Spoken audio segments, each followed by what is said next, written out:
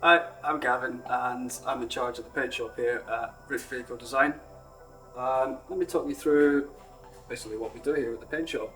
So we get the shells from the panel beaters in this sort of state, which is obviously it's near enough perfect. At this stage all we really have to do is just prep the metal for epoxy primer, just clean all the edges, get everything, all the little details.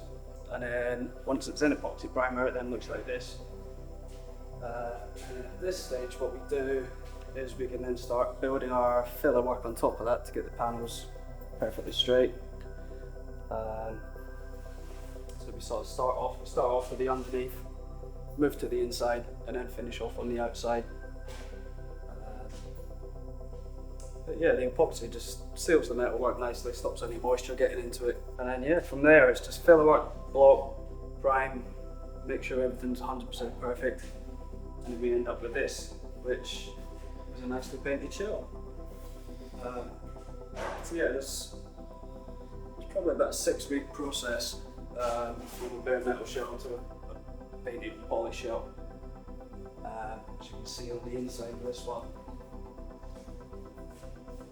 Give as much attention to the inside and the bits that you don't see as we do on the outside.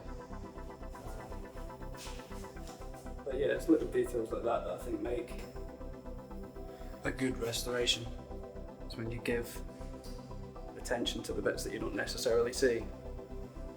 And again, obviously with this one being a silver, everything has to be absolutely perfect with it. There's no hiding the silvers. Yeah, once this one's fully polished this week, it will head down the road to get fitted up and become a complete car again. It's quite exciting to see that one, and hopefully you'll get to see it soon.